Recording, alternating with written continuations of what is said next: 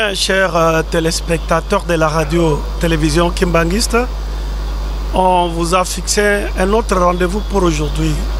Aujourd'hui, c'est le jour J pour la publication de la première étape, bien entendu, avec les résultats des élections, ce qu'il y a eu au milieu des diasporas. Entendez-là, aux États-Unis, en Europe, en Afrique du Sud, et même une partie de Kinshasa. C'est aujourd'hui que vous allez suivre, n'est-ce pas, une proclamation partielle. Nous sommes là avec Simon Solva, Bassonga et Ibrahim Muntu, comme toujours et avec vous, comme Lara Telki est bien en place.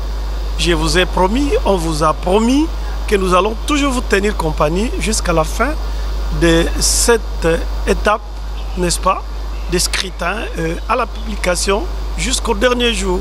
Voilà, on vous garde d'abord, avant que nous ayons l'arrivée, n'est-ce pas, de différents membres de la CENI et aussi les candidats invités pour la circonstance. Mais qu'à cela ne tienne, la presse est déjà bien en place. Nous attendons seulement dans les heures qui suivent ou soit dans les minutes qui suivent. Nous allons suivre tous ensemble ce qui va se passer ici, dans cette salle, un beau cadre, beau solo de la CENI. On se retrouve tout de suite après.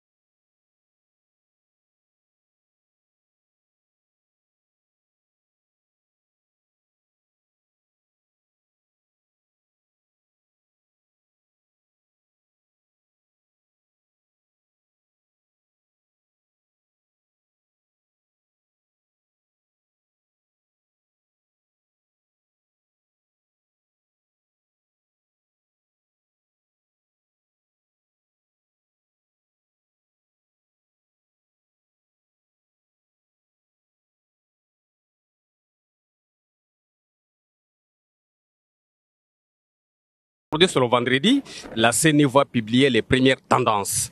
Vous, en tant qu'observatrice, quelles sont vos impressions? Mais en tout cas, je trouve que c'est faux de dire qu'il y a eu du chaos parce que il y a eu des lenteurs, ça c'est vrai, mais c'est normal, c'était une entreprise difficile dans un pays énorme, il faut déplacer le matériel et tout ça. Donc pour moi, les problèmes logistiques, ce n'est pas une surprise, quoi. Cela dit, il y a eu beaucoup de bonne volonté, aussi bien de la part du personnel de la CENI que des électeurs. Ils ont pris patience, ils ont attendu calmement parce que tout le monde voulait voter. Et ça, c'est très important. Donc, d'une manière générale, les élections du 20 décembre étaient transparentes. Transparente, on verra quand on aura vu tous les résultats, mais en tout cas, le processus de vote, pour moi, il n'y a rien à redire. C'était ce que moi j'ai vu à Kinshasa, c'était très bien. Très bien. Mais la dernière question, comment voyez-vous, si on vous pose la question de savoir, de décrire le peuple congolais, comment voyez-vous les Congolais? Mais les Congolais, moi j'ai écrit qu'ils s'étaient appropriés ces élections. C'est pour eux, c'est par eux, c'est leur affaire. Et les gens ont pris ça très au sérieux. Et donc c'est un peuple qui veut la démocratie, il veut s'exprimer et on doit le respecter. Très bien, on doit le respecter. La dernière question, ici en Afrique, au Congo-Kinshasa, partout au Mali, en Côte d'Ivoire, les Africains pensent que le malheur qui frappe l'Afrique, c'est l'Occident. Quel est votre point de vue? ils sont un peu décalés. On peut dire ça du temps de la colonisation, certainement pendant la colonisation, certainement au moment des indépendances truquées, volées, quand on a tué des leaders comme Sankara au Burkina Faso, comme Patrice Lumumba ici. Là, on leur a volé leur indépendance, mais un peu à la fois, ils reprennent quand même leur destin en main. Et moi, j'ai bon espoir.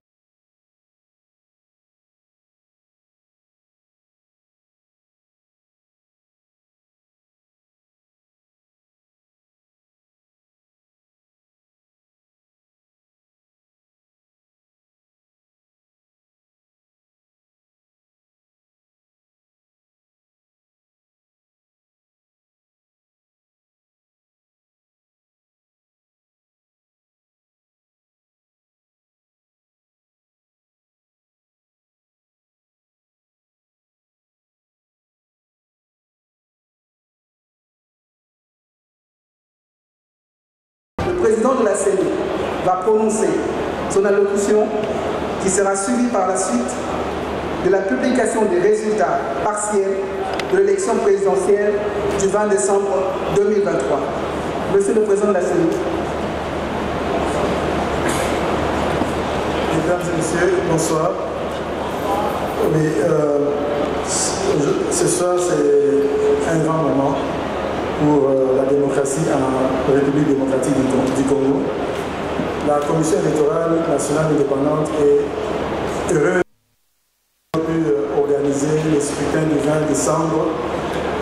Comme vous le savez tous, ce n'était pas toujours évident que nous allions arriver à l'organiser à temps, étant donné tout ce que nous avons eu comme contrainte, et tout le monde le sait, cette commission, du moins son équipe dirigeante, a été mise en place avec 28 mois de retard, et les choses ont commencé très lentement, mais nous n'avons jamais hésité un seul moment, nous n'avons jamais pensé qu'il fallait reporter les élections, et nous l'avons toujours dit, le mot glissement, nous avons toujours dit que le mot glissement ne faisait pas partie de notre vocabulaire.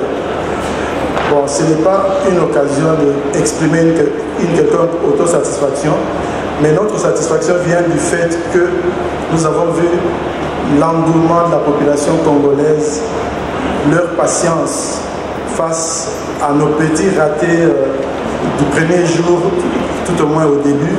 Mais nous avons vu cette patience-là et nous sommes très reconnaissants à l'égard de l'électorat congolais pour sa patience et surtout pour cette flamme, cette volonté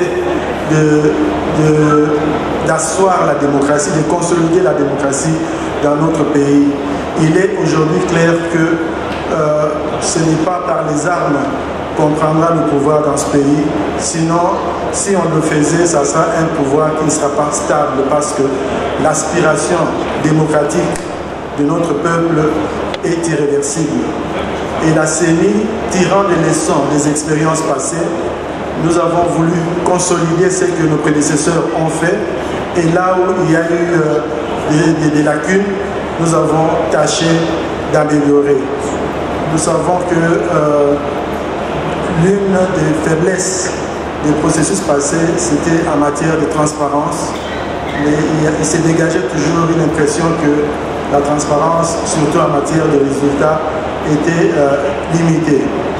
C'est pour ça que nous avons créé ce centre que nous appelons Osolo. Osolo en lingala signifie vérité, centre vérité, mais en réalité c'est centre vérité des urnes, pour adopter ou bien emprunter une expression mieux connue.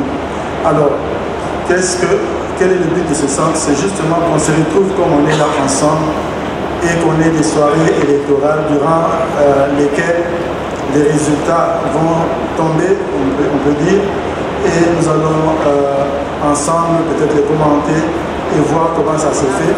Et plus tard, nous allons publier les mêmes résultats par bureau de vote. Donc ventiler bureau de vote par bureau de vote comme cela a été toujours exigé par les parties prenantes. Et bien entendu, comme c'est aujourd'hui aussi, ça fait partie de la loi. Donc ce n'est pas une question de volonté de la CENI seulement, mais il y a aussi la loi. Alors, les résultats que nous allons présenter ce soir, il s'agit des résultats de la diaspora. Ou bien plus précisément, d'après la loi, on appelle les Congolais résidant à l'étranger. Et comme vous le savez, nous avons organisé les scrutins dans 5 pays, dans une phase expérimentale ou pilote.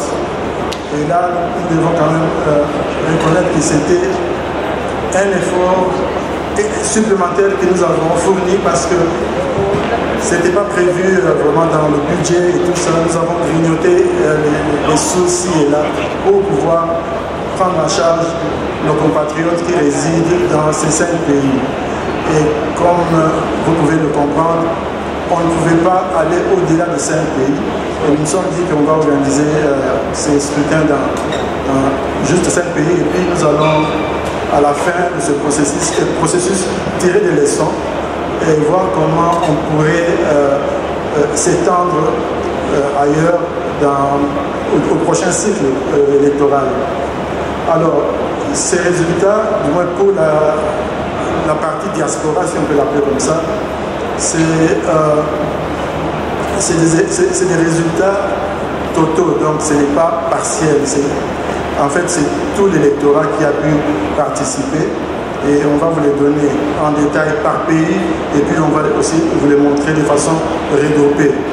Donc nous les appelons résultats partiels parce qu'en fait, après ces 5 pays, nous allons graduellement, à partir sans doute de demain, vous présenter les résultats par province, les résultats nationaux, donc qui incluent aussi les provinces et nous allons aussi toucher au territoire. L'écran, je ne pense pas qu'il nous permettra d'aller au-delà des territoires.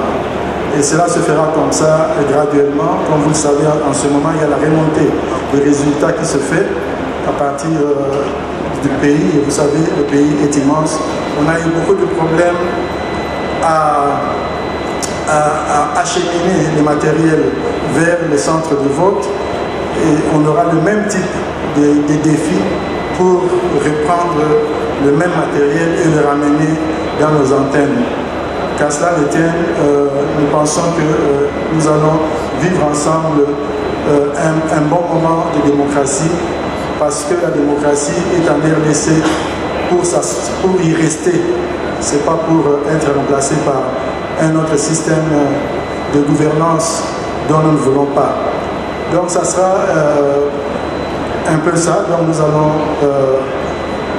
vous présenter ces résultats-là et puis demain, je ne sais pas encore à quelle heure, nous allons graduellement présenter les résultats maintenant pour le pays, pas pour la diaspora, parce qu'on aura fini avec la diaspora. Voilà, c'est tout ce que je peux dire. Évidemment, je vais terminer quand même par des mots de remerciement. Cet exercice a été très difficile. J'ai commencé par remercier l'électorat congolais et les Congolais en général. Mais je remercie aussi le gouvernement qui nous a donné les ressources nécessaires pour pouvoir organiser ces élections. Nous avons aussi les parties prenantes, partis politiques, il y a la société civile, il y a bien entendu les médias qui nous ont bien encadrés en diffusant nos messages, nos partenaires techniques et financiers qui nous ont accompagnés, souvent avec des expériences comparatives, parce que nous ne vivons pas en isolement, nous vivons avec le reste de la communauté mondiale. Et là, nous avons pu bénéficier aussi de leur apport. J'aimerais quand même dire aussi un mot pour rassurer les gens, parce que j'ai entendu certains parler d'élections chaotiques. Nous ne considérons pas ces élections comme étant chaotiques. Nous considérons que le temps n'étant pas notre allié, nous avons fait le meilleur de nous-mêmes, parce que quel est le but? Le but, c'est de ne pas rechercher la perfection pour être applaudi. Le but, c'est de permettre aux Congolais et aux Congolaises de participer à un processus ouvert, compétitif, un processus démocratique, crédible, et c'est ça notre plus grande préoccupation. Et quand nous avons étendu ce processus-là au deuxième jour, c'est là aussi notre volonté d'assurer que les Congolais jouissent des mêmes droits, les droits à l'égalité, les droits à la participation au vote. Donc pour nous, si certains voient un verre à moitié vide, nous voyons un verre aux 3 quarts rempli. Je vous remercie.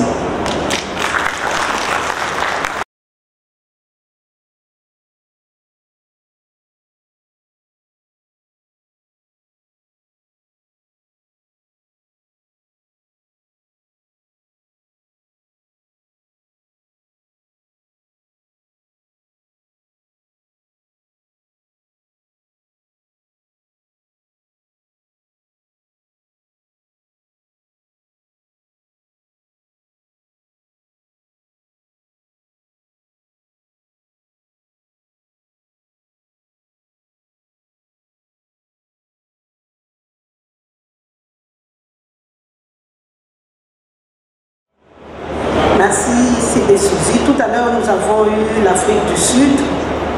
Et en Afrique du Sud, nous avons eu un total de votants. Le nombre total de votants était de 1436.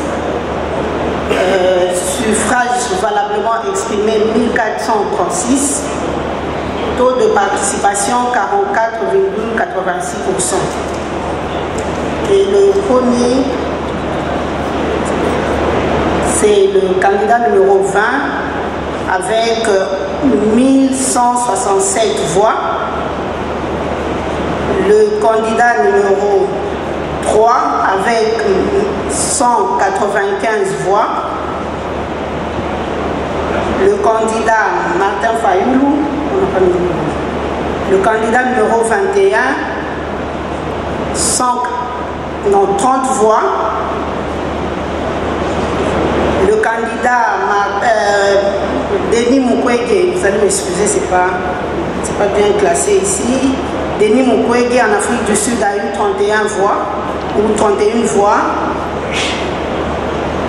Floribert Anzouline en Afrique du Sud, il a eu 5 voix.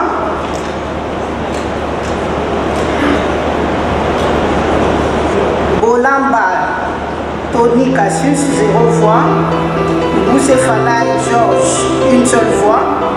Franck Diongo, 1 seule voix. Constant Moutamba, 2 voix. Adolphe Mouzito, 1 seule voix. Galassi Agré, 2 voix. Rajabo Tebao Soborabo, 1 seule voix. Et les autres candidats ont eu 0 voix.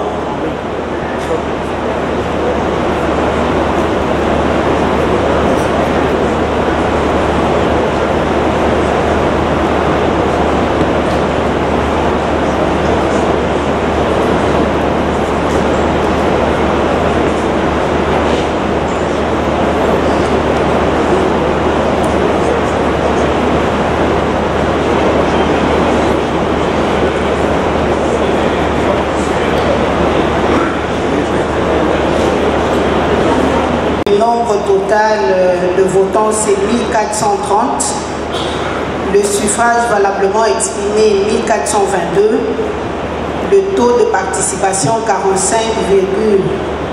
45,78%. Le candidat numéro 20, il a eu 75,94%.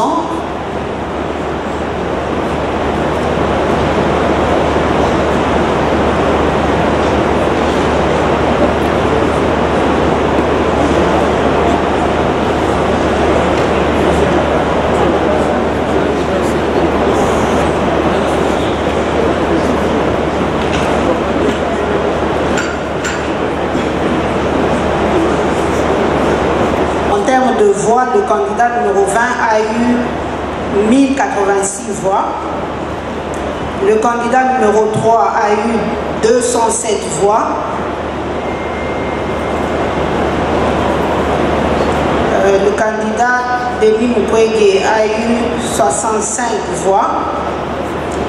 Le candidat Martin Fayoulou, 52 voix. Anzouline Floribert, 0 voix. Baende Jean-Claude, 0 voix. Joël Billet, 0 voix. Bola Tony Cassius, 0 voix. Boussé Falaï, 0. Franck Diongo, 1 seule voix. Ifoku Pouta Marie-Josée, 4 voix. Kazadi Rex, 0 voix. Kikouni 7, 0 voix. Majondo Patrice, 0 voix.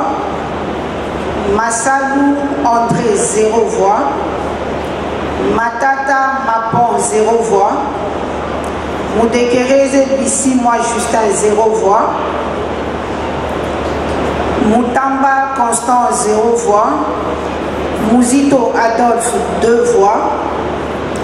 Galassi Kourissini Agré, 4 voix. Gila Enoch, 0 voix.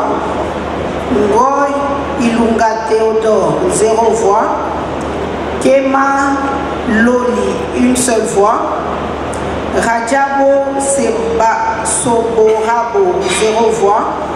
Sesanga Deli, 0 voix. Et Noël Tchani, 0 voix. Ça, c'est pour l'Afrique, la Belgique. Le candidat numéro 20, Félix Tshisekedi, a eu plus de voix. Il a eu 217 voix sur un total de 300 votants. Les suffrages valablement exprimés, 300. Taux de participation, 38%. Anzulini Floribert a eu 0 voix. Baende, 0 voix. Billet, 0. Bolamba, 0. Boussé, 0. Diongo Franck, 0. Fayoulou Martin, 13. Ifoku, 1 seule voix. Katumbi Moïse, 54 voix. Kazadi Rex, 0 voix. Kikouni 7, 0 voix. Majondo Patrice, 0 voix. Massalou André, 0 voix. Matata Mapon, 0 voix. Moudekereza Justin, 0 voix. Mukwege Denis, 10 voix. Moutamba Constant, 0 voix. Mouzito Adolphe. Moutamba Constant, excusez-moi, 1 seule voix.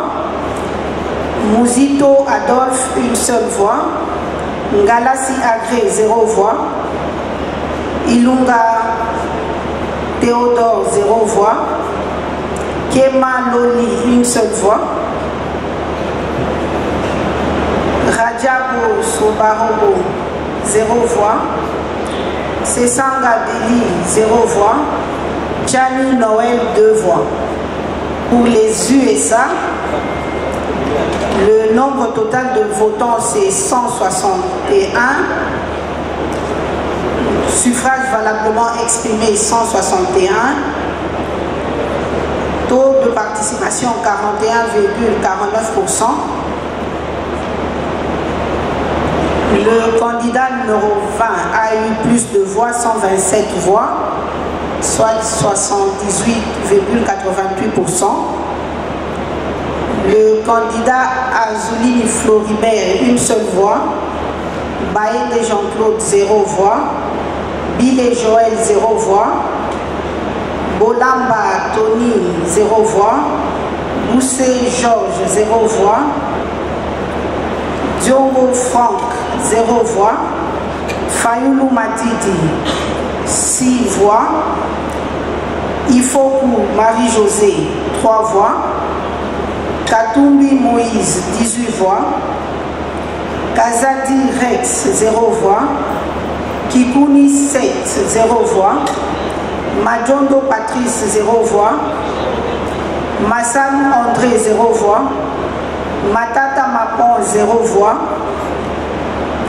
Moudekereza Justin 0 voix, Mukwege Denis 6 voix, Mutamba Constant 0 voix, Mouzito Adolphe 0 voix, Ngalassi Agré 0 voix, Gila Enoch 0 voix, Ngoï Théodore 0 voix, Kema Loli 0 voix, Rajabo Tebao 0 voix, Sessanga Deli 0 voix et Chani Noël 0 voix. France, le candidat numéro 20 a eu 1697 voix, soit 85,58% sur un total de votants de 1983. Suffrage valablement exprimé 1983. Taux de participation 34,6%. Anzouline Floribert, il a eu 0 voix en France. Bayende Jean-Claude 0 voix. Bilé 3 voix. Bolamba Tony 0 voix. Boussé Falaï 1 seule voix. Diogo Franck 1 seule voix. Fayoulou Martin 101 voix. Ifokou Marie-Josée 6 voix. Katumbi Moïse 110 voix. Kazadi Rex 5 voix. Kikouni 7 1 seule voix.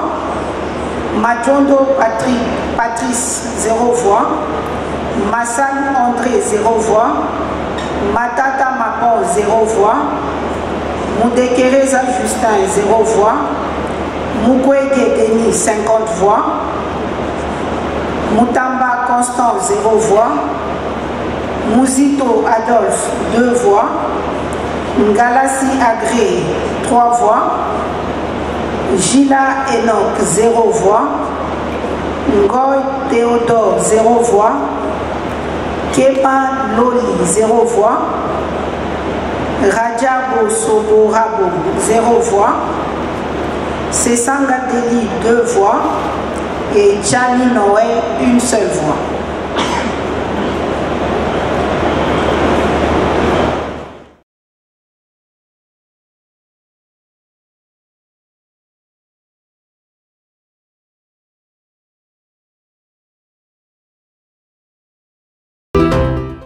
C'est vrai que pour nous, c'est des résultats en ce qui concerne la diaspora.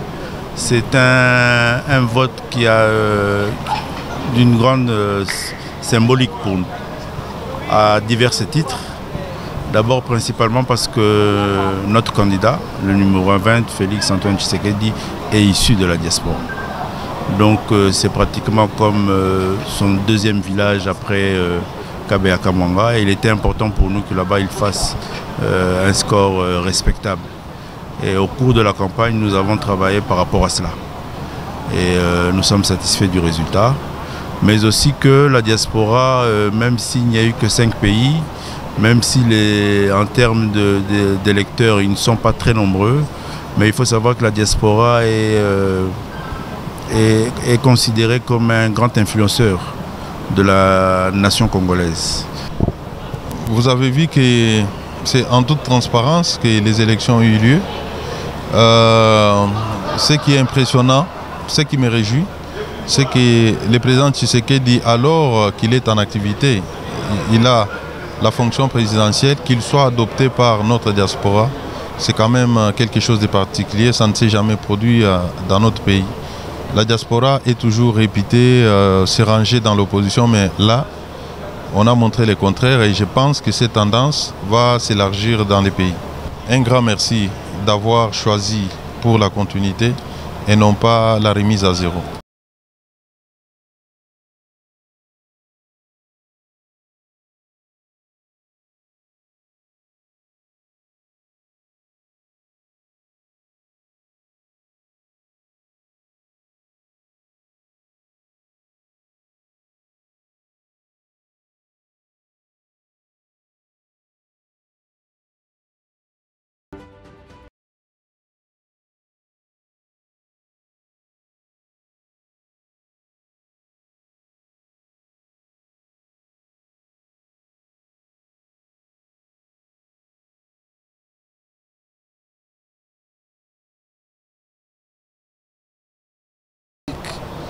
l'Afrique du Sud, les États-Unis, le Canada et la France.